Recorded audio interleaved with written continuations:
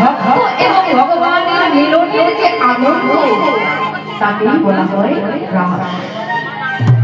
রাস রয়াকার দ্বন্দ্বেশ্ব রাস, রস হচ্ছে রাধা, রাধা হলো জীবাত্মা, আর দ্বন্দ্বেশ্ব শব্দ কৃষ্ণ, কৃষ্ণ হলো পরমাত্মা।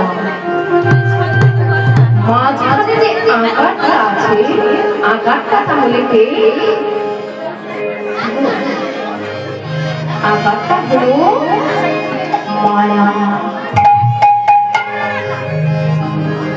রথেশ্বর মাঝখানে যে আকারটা আছে, আকারটা হলো মায়া। যতদিন এই আকারটাকে মায়া আমাদের মধ্যে থাকবে, ততক্ষণ আকারটা যখন সরে যাবে আমাদের মাঝখান থেকে, তখন রাস রসে পরিণত হবে এবং জীবাত্মার সঙ্গে পরমাত্মার মিলন হবে। রাস আমাদের সাধারণ মানুষের বোধগম্য জিনিস নয়, কারণ রাসের বক্তাও আমারও সাধারণ কোনো ব্যক্তি নয়, আর রাসের শ্রোতাও আপনাদের মতো সাধারণ কোনো মানুষ নয়। খুব ভালো ভালো মন দিয়ে শুনতে হবে। রাসের বক্তা তাহলে কে আর রাসের শ্রোতা কে?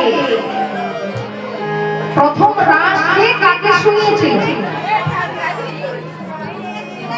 রাসের শ্রোতা বলেন স্বয়ং পরীক্ষিত মহারাজ, আর রাসের শ্রোতা হলেন আপনারা যে আসনে বসেছেন, যেমন তেমন আসন নয়, স্বয়ং পরীক্ষিত মহারাজের আসন। সেই মন সেই চিন্তা আপনাদের মধ্যে থাকবে। আর ভগবান কৃপা করে আমাকে যেখানে দান করিয়েছে, এই জায়গাটা সাধারণ কোনো জায়গা নয়। এই জায়গাটা হলো স্বয়ং শিল সুখদেব গোস্বামী পাদের আসন। শিল সুখদেব গোস্বামী পাদ রাসের প্রথম শ্লোকে কলম লিখছেন কি? ভগবান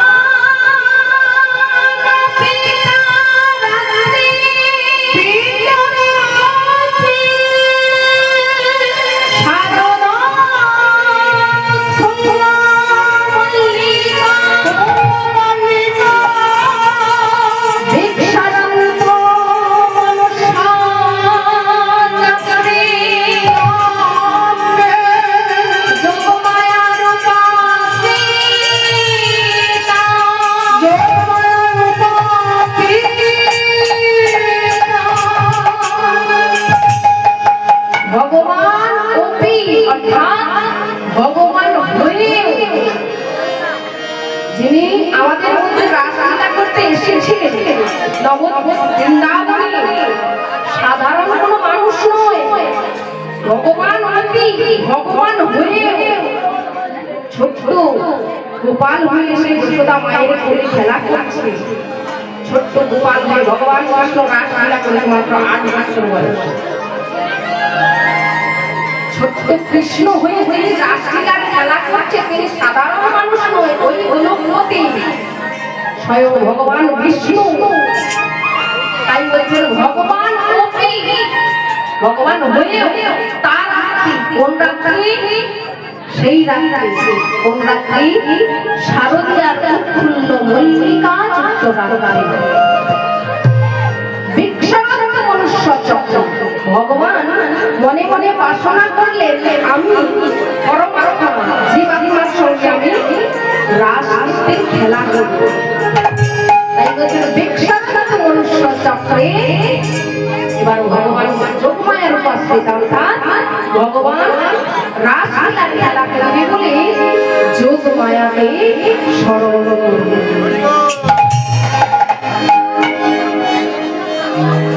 আজকে ভগবান কৃষ্ণ নাম উচ্চারণ খেলা করে এসে যশোদা মায়ের হাতে ক্ষেত সহসম্পন্ন সেবা করে যশোদাবতী মা মার্পা করলেন তার গোপালকে স্বর্ণবনে সেবা করে শয়ন মন্দিরে শয়ন করিয়ে দিলেন। আর যেই না মাঝ রাত্রে রাত্রিতে ওই চাঁদের কিরণ ভগবান কৃষ্ণের মুখমণ্ডলে পড়ল। ভগবান আমার মনে মনে চিন্তা করছেন, আহা সেই চাঁদ যেন তাকে বলে উঠছে, হে গোবিন্দ, তোমার মনে নেই সেই রাত্রের কথা? তুমি যে প্রতিদিন বনবাস পূর্ণ করবে বলেছিলে। গোবিন্দ আমার চিন্তা করবে না, তাই তো এই তো সেই রজনী, এই রজনীতেই তো গোপীরা আমাকে পাওয়ার করেছি।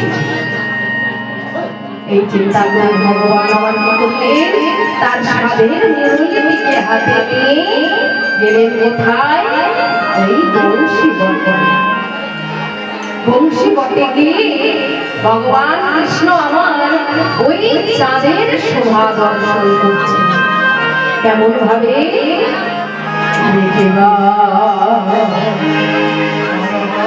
শারদ চন্দ্র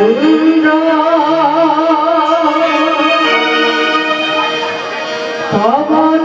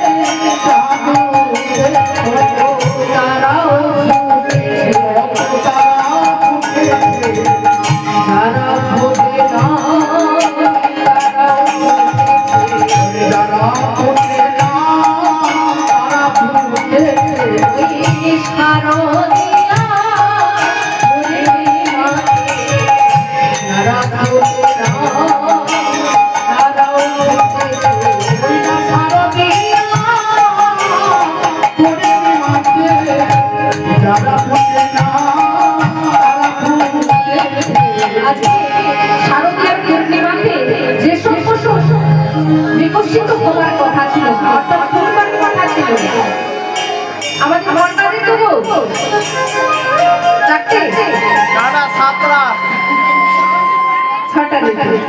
ছটা ফুল একটা একটা ঋতুতে এক রঙের ফুল ফুটে, তাই তো?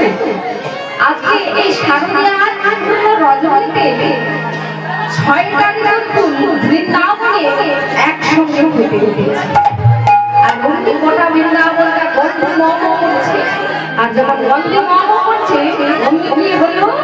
কত ভ্রমর জুটেছে, কত ভ্রমর জুটেছে, আমার গান করে, গান করে, গুলো গুলো গুলো গান করে, গান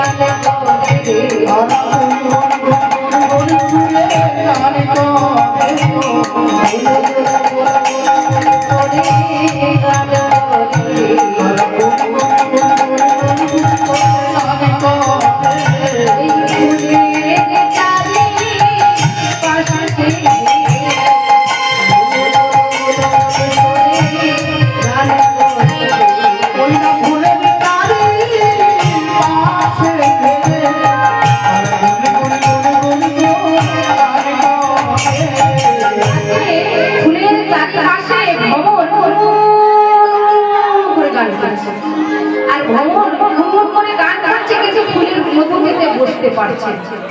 অন্যান্যদের দেখা যায় যে ফুল স্থির হয়ে বসে থাকে আর ভ্রমণ চঞ্চল হয়ে ফুলের মতো হয়ে পালিয়ে যায়। আর আজকে যেন উল্টো দেখা যাচ্ছে। আজকে কি দেখা যাচ্ছে যে ভ্রমণ স্থির হয়ে আছে, ফুলের মতো পেতে বসতে পারছে না। আর ফুল যেন চঞ্চল হয়ে উঠে বলছে কি ছুঁয়ো না না না ছুঁয়ো না আমায় ছুঁয়ো না না না ছুঁয়ো না ছুঁয়ো না আমায় ছুঁয়ো না না না ছুঁয়ো না আমায় ছুঁয়ো না আমি তোমার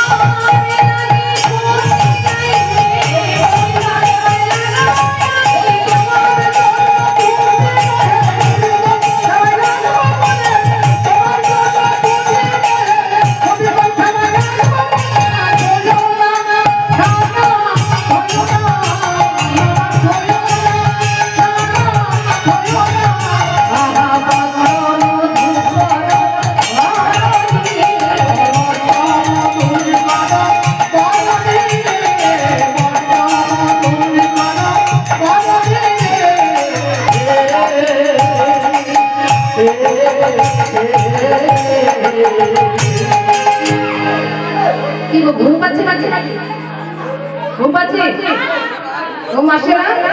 বাহ বাহ খুব ভালো ভালো।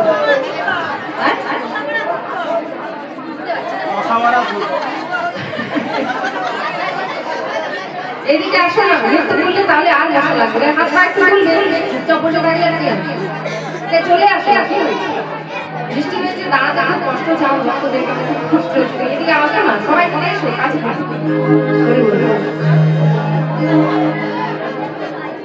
তা আজকে ভগবান আমার চিন্তা করলেন এই তো সেই রজনী, এই রজনীকে কবিরা আমাকে পাওয়ার জন্য তারা কাত্যায়নের ব্রত করেছে। এখন কবিরা একসময় কাত্যায়নের ব্রত করেছিল, কেন জানো?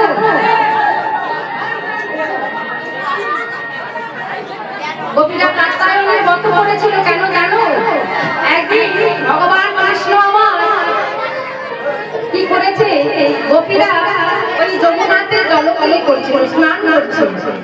আর ভগবান কি করলো, তাদের বসনগুলোকে নিয়ে ওই কদম বৃক্ষের উপরে বসে আছে।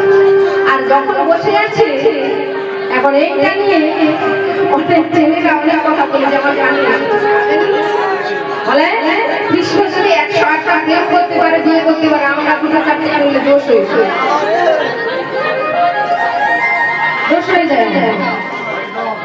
ভগবানকে সবাই অনুসরণ করো, অনুকরণ করতে যেও না। কারণ ভগবান তার গিরিগোবর্ধন ধরেছিল জড়িয়ে আঙ্গুলে, এক এক করে আঙ্গুলে। ওই তোমরা একটা ছোট পাথর করে আঙ্গুলে ধরো দেখে আগুন। আর ভগবানকে সবাই অনুসরণ করো, অনুকরণ করতে যেও না, বিপদে পড়ে যাবে। কৃষ্ণ বসনগুলো হরণ করেছিল কেন? গোপীদেরকে পরীক্ষা করছিল যে এরা আমার রাসলীলায় অংশগ্রহণ করবার সুযোগ পেয়েছে কিনা দেখতে। পরীক্ষায় যদি তারা উত্তীর্ণ হয় তাহলে আমার রাসলীলায় পরিবেশন করতে পারে। যখন গোপীদের বসনগুলো নিয়ে কদম উপরে বসে আছে, এমন সময় গোপীরা কি করেছে, দেখছে ভগবান বসে আছে। গোপীরা কি করলো, তাদের এক হাতে তাদের লজ্জাকে নিবারণ করে আরেক হাতে বলছে কৃষ্ণ আমাদের বসনগুলো দিয়ে দাও, কৃষ্ণ আমাদের বসনগুলো দাও। ভগবান তখনই বলেছিল গোপীগণ তোমাদের এখন অনেক দেরি আছে, তোমাদের এখন অনেক দেরি, আমাকে তোমরা এখন করতে করতে পেতে পারবে না। ওই গোপীগণ আবার গোবিন্দকে তাদের গোবিন্দকে পাওয়ার জন্য কাত্যায়নের মতো করেছিলেন। তাদের একটাই মন্ত্র ছিল কি কাত্যায়নী মহামায়ে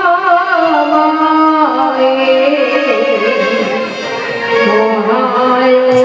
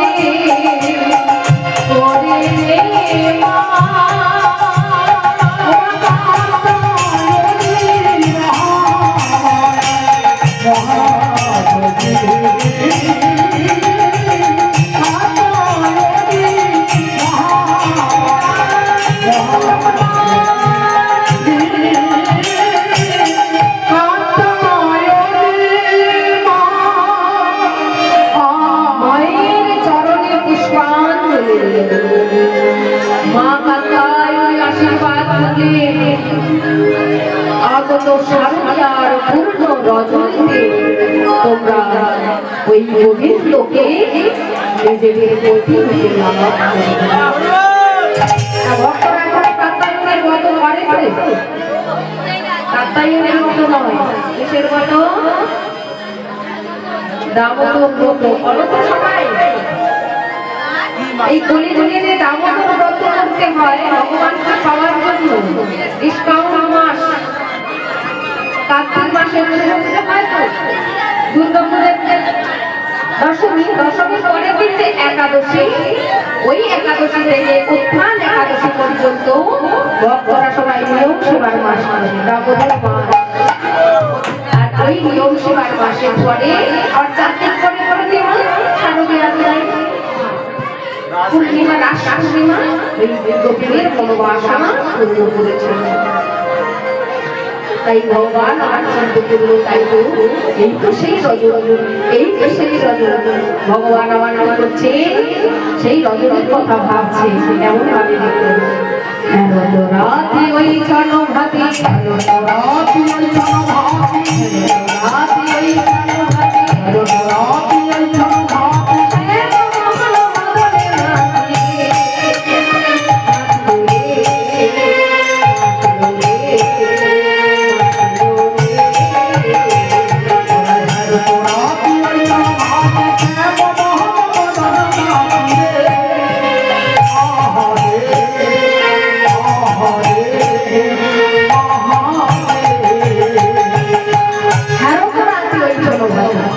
রাতে কাকে বলে?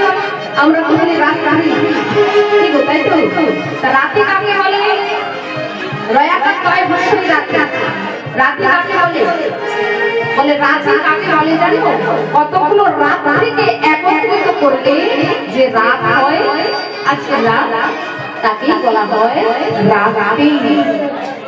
তা বলছে আবার শ্যাম হলো মদনে মাতন। এ মদনকে, মদন হলো কামদেব।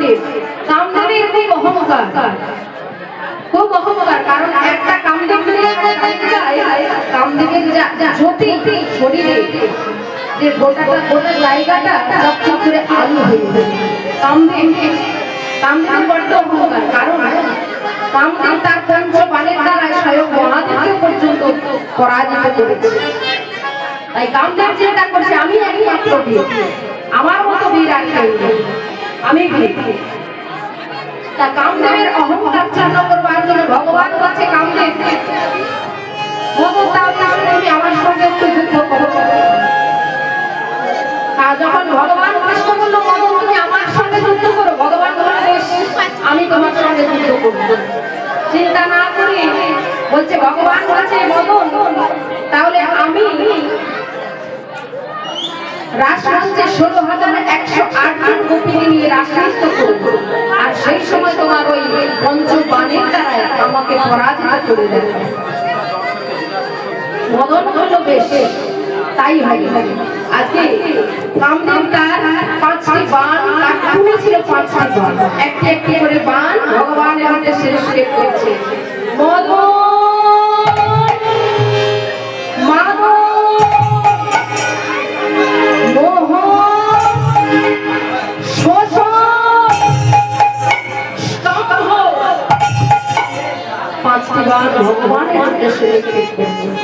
একটা বাণ ভগবানের গায়ে গায়ে লাগলো না, সব বাণ ভগবানের চরণে দিয়েছে, সব বাণ ভগবানের পায়ের তলায় বসে পড়লো। ভগবান তখন কামদেব থেকে পালাচ্ছে, যখন পালাচ্ছে তখন ভগবান বলেছিল মদন যাচ্ছে কোথায়? বলে প্রভু আমি হেরে গেছি। হেরে গেছি বললে তো চললে না, তোমাকে প্রায়শ্চিত্ত করতে হবে। বলে বলো প্রভু কি করবো? বলে তোমাকে আমার কাছে কথা দিতে হবে, যেখানে আমাদের ভক্তরা নাম সংকীর্তন শুনে তাদের মধ্যে কোনোদিন তুমি প্রবেশ করবে না, আর যারা আমার নাম সংকীর্তন করে তাদের মধ্যেও তুমি প্রবেশ করবে না। কামদেব বলল প্রভু মহাদেবকে আমি পরাজিত করেছিলাম, মহাদেব আমার নাম দিয়েছিল মদন রাবণ, আর তুমি আমাকে হারিয়ে দিলে, তাই আমি আজ থেকে তোমার নাম দিলাম মদন। তাই ভগবানের আগে আগে মদন, তাই বলছি শ্যাম কখনো মদনে ওরে ওরে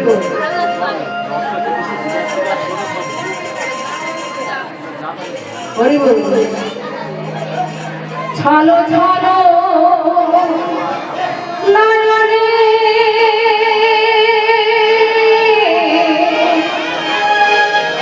হাসি মাখা বদনে,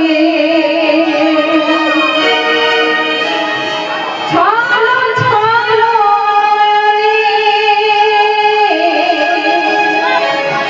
হাসি মাখা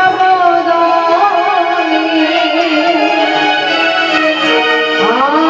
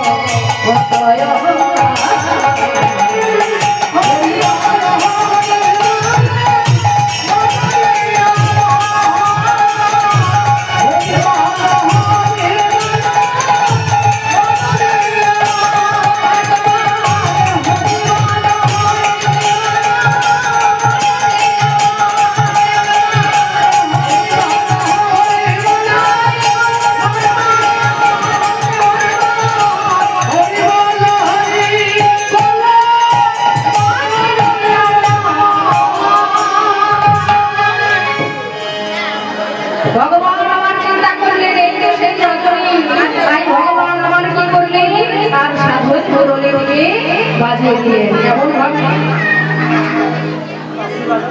বলছে হ্যারো তো রাতে ওই জনভাতে শ্যাম মোহন মদনে মাধু। তারপর কি বলছে মুরলী গোগানে পঞ্চমতা ওই মুরলী গোগানে পঞ্চমতা মুরলী গোগানে পঞ্চমতা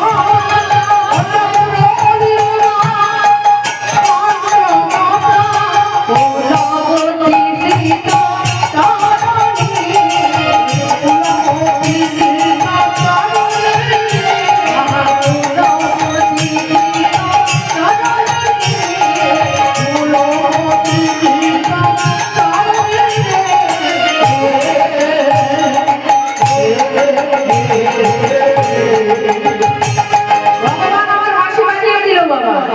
এবার বাঁশি এখনো বাজছে। কোথায় বাজছে? কোথায় বাজছে? এখনো সে বৃন্দাবনে বাঁশি বাজে বাজে এখনো সে বৃন্দাবনে বাঁশি বাজে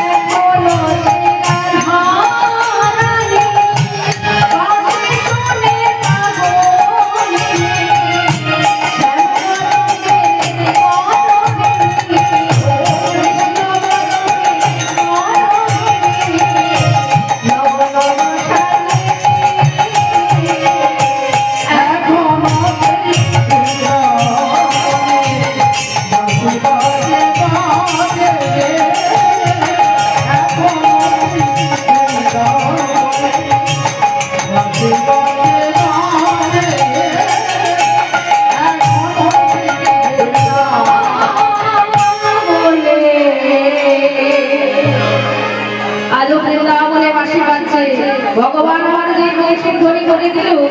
এবার ব্রজবতীরা যে যেমন ভাবে ছিল, যে যেমন শুনতে পেয়েছে সে তেমন ভাবে ছুটে যাচ্ছে। ব্রজবতীরা কে কেমন ভাবে ছুটে যাচ্ছে দেখে। ব্রজবতীরা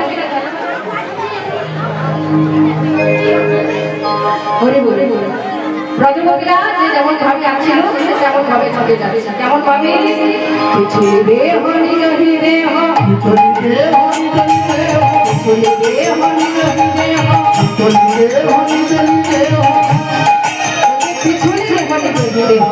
এমন ভাবে যাচ্ছে কেউ কারো সাথে দেখছে কেমন ভাবে যাচ্ছে।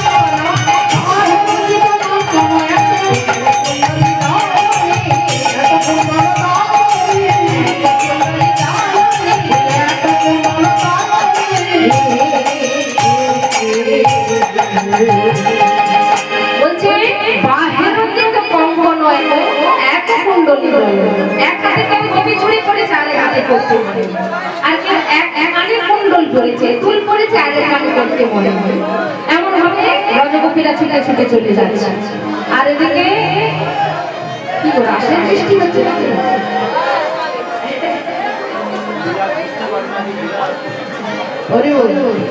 এবার গোপীরা যেমন অবস্থায় ছিল ছুটে চলে যাচ্ছে। এবার আমার রাধারানী সাজছে, গোবিন্দের বংশের ধনী শুনে রাধারানী সাজছে। তো রাধারানী সাজ কি আছে তোমাদের কাছে? কোথায় রাধারানী সাজ সব নিয়ে চলে আসো। এবার আমার রাধারানী সাজছে কেমন ভাবে দেখে। সখীরা যে যেমন অবস্থায় ছিল সে চলে যাচ্ছে। এবার রাধারানী আমার সাজছে। রাই সাজে বাঁশি বাজে কিছু না করিল। রাধারানী এবং তার সঙ্গে সাজছে ললিতা বিশাখা চিত্রা চম্পকলতা সুদেবী রঙ্গদেবী তুঙ্গ বিদ্যায়। রাধারানী বলছে শোন আজকে আমি একা একা সাজবো জানি। আমরা কেন সাজি? আমাকে দেখতে সুন্দর লাগবে। আর রাধারানী সাজছে কেন? সুন্দর করে বধূ ভালো করে দেখবে তাই বলছে কি করিতে কিনা পরে সবই হইল। তারপরে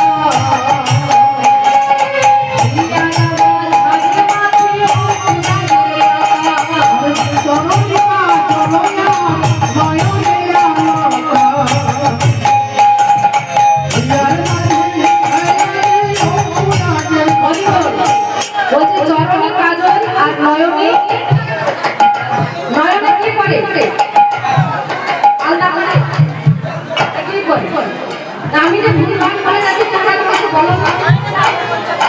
আমি বলছি না চরণে পানি করছে আর নয়নে আলতা করছে, তোমরা তো কিছু বলো না, ভুল হয়ে যাচ্ছে।